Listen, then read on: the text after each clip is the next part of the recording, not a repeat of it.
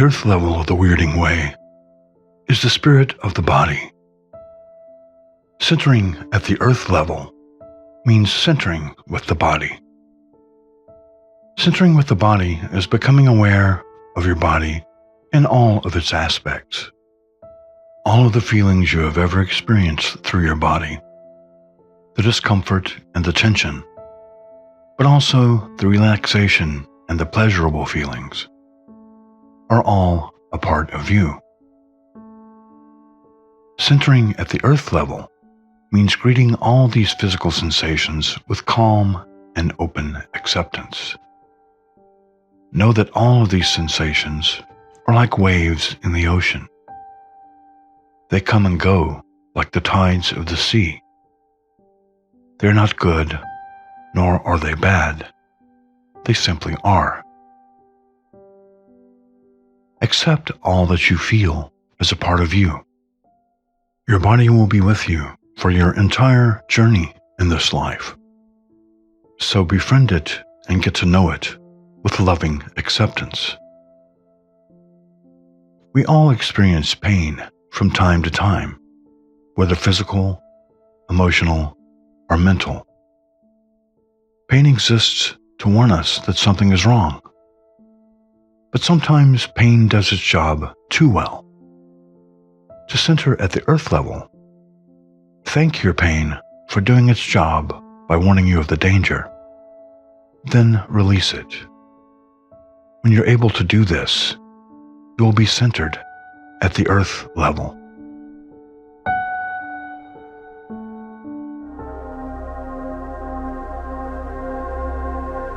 Those who are called to the Wyrding Way are almost always those who have been broken in some way, whether through mental, physical, emotional, or verbal abuse.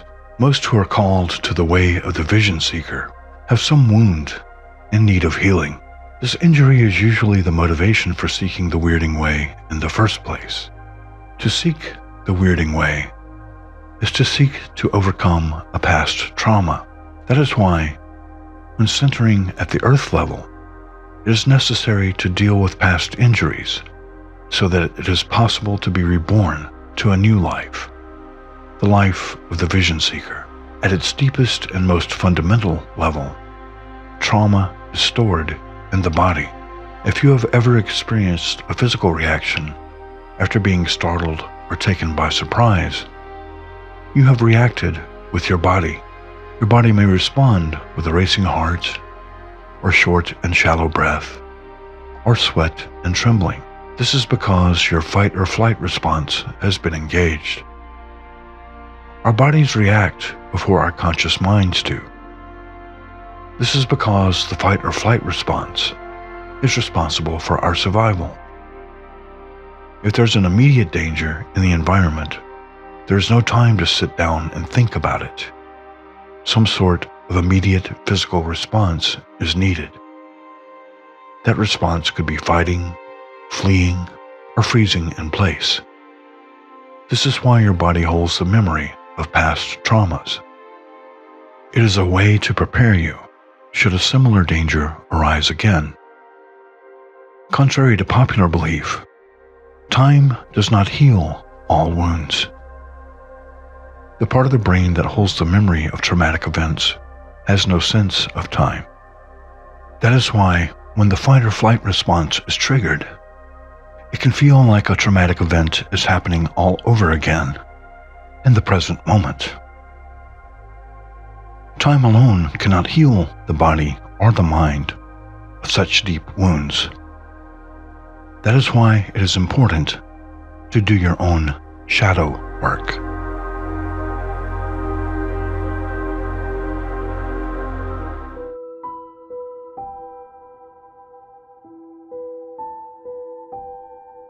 We all have a face we like to present to the world. This face can change depending on who we are with and what the situation is. I'm a different person with my wife than I am with my children or with my friends. I wear a different face in peace than in war, in love than in conflict, and in rest than in action. All of these faces are the masks we wear in our day-to-day interactions. They are a projection of who we wish to be and how we wish others to perceive us. There is, however, a deeper and darker mask that we hide from others. This mask is our shadow mask. The shadow mask consists of the darker impulses we strive to hide from others. It is the thoughts, feelings, and behaviors we choose not to own or to acknowledge. The trauma we have experienced in our lives hides behind the shadow mask because we have been taught to deny the pain, to hide it, to cover it up.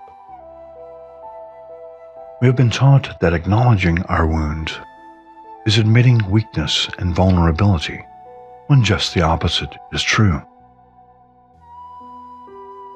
If they don't kill us, our injuries make us stronger. Those who are the strongest of all are the ones who can own their wounds and learn to draw strength from them. Imagine for a moment that you are angry with someone who has reminded you of a traumatic event. Most of us have been taught to deny that anger and to suppress it. But emotional reactions to re-traumatizing injuries are perfectly natural. Such reactions are survival mechanisms. Anger is a way to protect ourselves. When we engage in shadow work at the earth level, we realize that there is no need to suppress anger. Burying anger or other strong emotions is like putting a lid on a boiling pot. Anger is not wrong. It is nothing to be buried or denied. The more we try to hide it, the more we run the risk of boiling over. This does not mean that we have to act on strong negative emotions in ways that lead to negative consequences. We can instead go to the person who triggered our anger and say to them, "I'm angry with you right now, and I don't wish to be. Let's work together to find a solution." To learn the art of centering at the earth level, you must first begin your own shadow work. Shadow work at the earth level lies in acknowledging the existence of your own shadow mask. When you can accept the totality of who you are, including your negative thoughts and emotions, you will be centered at the earth level.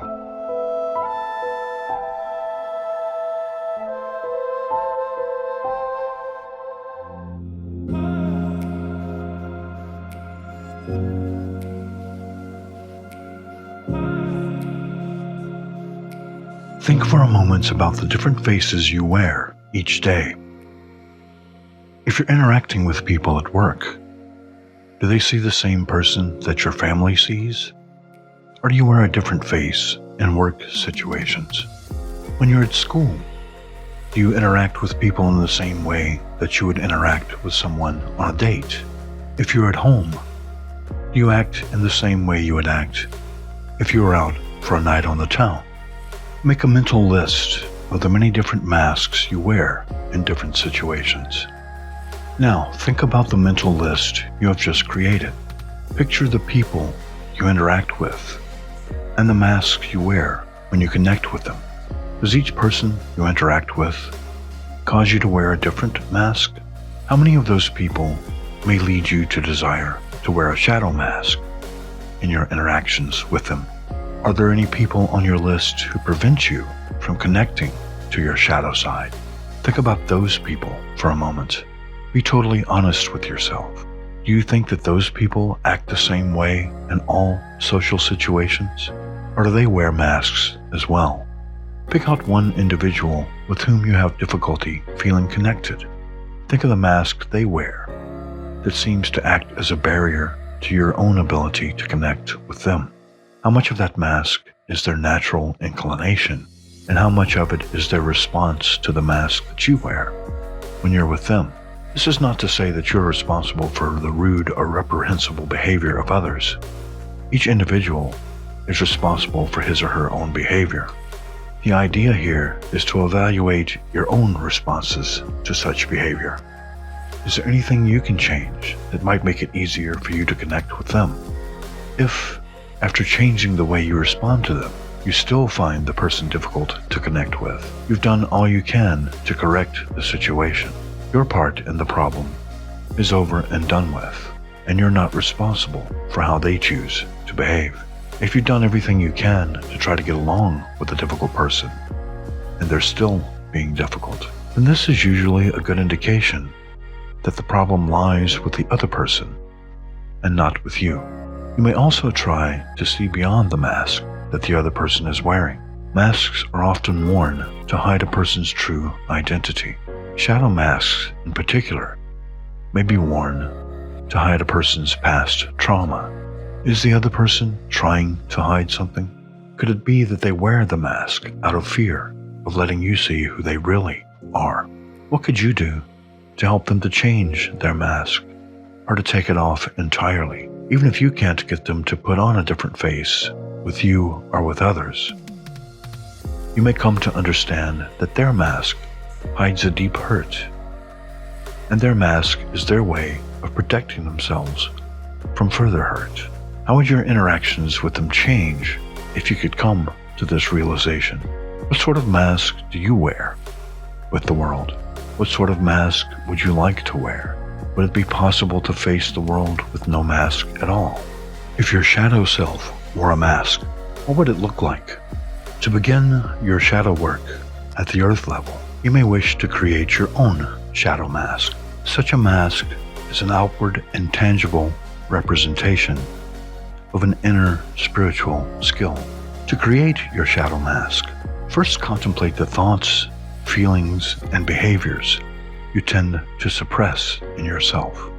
Those behaviors you don't want to acknowledge in public. Hold the image of these in your mind. Allow them to coalesce in your mind into a visual representation of some sort. It may help to see a dark cloud slowly taking shape in your mind. The image that materializes could be an animal, a person, or a form purely from the depths of your own imagination or your own shadow. Once you have the image firmly in mind, begin creating your mask. The mask should be unique to you, so that anyone who knows you would be able to identify it as yours. When completed, this mask may be worn whenever you engage in rites or rituals that require shadow work. Wearing your shadow mask in this manner will help you to center at the earth level.